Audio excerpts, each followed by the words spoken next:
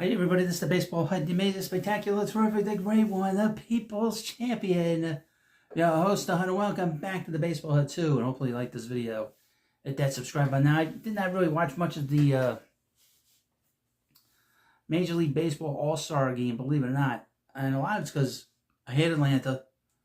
They do everything rinky-dink, and I think that's why people, amongst many reasons, weren't interested. Plus, it's the shine of the All-Star game is over because you don't have the sort of intrigue of watching these teams in the other league. So if you're a National League fan, years ago you would enjoy to watch these players in the American leagues. The Mets didn't play them, or if you were a National League fan, you never saw these people. But because of the interleague that we've had for the last 30-something years, for the last 20-something years, that shine is off. The bloom's off the rose. And I think that's a big part of it. And they did this gimmick, I guess, at the end of the game, where the game was tied, and they had this sort of home run derby, but then they gave it to Kyle Schwarber on 3 swings from the pit from a batting practice coach. I mean, and you don't give it to Pete Alonso. I was thinking when Pete hit the home run that Major League Baseball was going to find a way to make sure that a New York Met did not win the MVP, and they did. They could have made Pete the MVP and just said, look, whoever had the best game, that's who should be, that's when they should have cut off the voting, I guess. It was voted on by the fans. They should have cut it off right then and there. And the fact that this game dragged on, this game went into, I went to bed. They were in the 7th inning. And it doesn't help that you have a broadcast that sucks. Okay?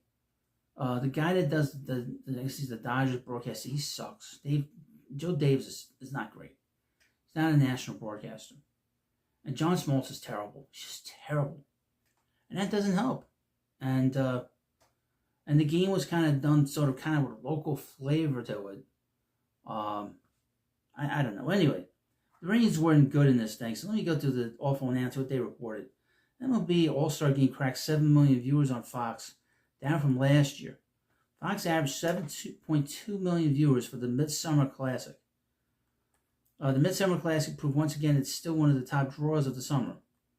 Tuesday's MLB All-Star Game, which ended in a swing-off at the AL and NL finish, knotted up at 6 runs each after 9 innings, averaged 7.2 million viewers on Fox and Fox Sports streaming services, according to the network's PR.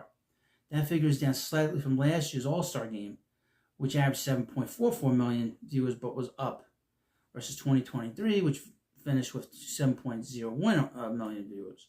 The Ones peaked at 8.1 million viewers in the 9:15 p.m.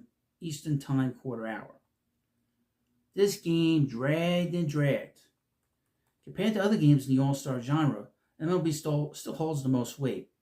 Both this year's NBA All-Star Game and the NFL's Pro Bowl averaged 4.7 million viewers, well below what baseball is earning. The thing about baseball, which is interesting, and I'm so glad they brought that back, was that the players were wearing their own individual uniforms. That's what makes these games unique. And I think that's why people don't really watch the NBA All-Star Game. They don't watch the NFL because they just put generic uniforms on. For obvious reasons, safety reasons, okay? Because you don't want a player that's playing football wearing the uniform of, say, the Redskins. The whatever the hell they call themselves, the Commanders, and then you have a player with the Giants uniform, and they have different uniforms. It can be a little confusing for the players, especially if they're trying to on the same team. Same thing with the NBA, But with baseball, I think that's a big part of it, is seeing your guy in a uniform, and he's an all-star. The best part of these games, the best part of the All-Star game itself is the introductions. That's really, to me, my view, is my favorite part, is when they get introduced and they come out on the field, they tip their hat. I did find it very amusing that the scum-sucking Atlanta Braves fans booed Francisco Lindor and Pete Alonso and Edwin Diaz and David Peterson. I would mention you guys are going nowhere this year. Start trading some of your players away. Okay, your team is a cheap organization. Seeing a lot of rumors that they're going to trade Sean Murphy. Just give it up. You're done for the season. You're not going to have some miracle of tapping the cans and all the sort of similar things that you do with that the Astros have done many years ago. But I just love getting my digs in on the Braves, and the Braves fans for the most part, they'll be very quiet. They've been very quiet this year, which I think is wonderful, except when they swept the Mets. I don't care what the Mets do when they go down there. Mets beat them when they needed to beat them last year.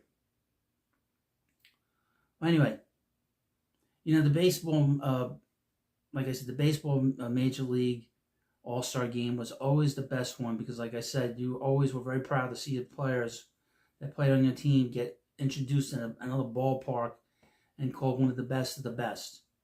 And that's still the best part of it, to be honest with you.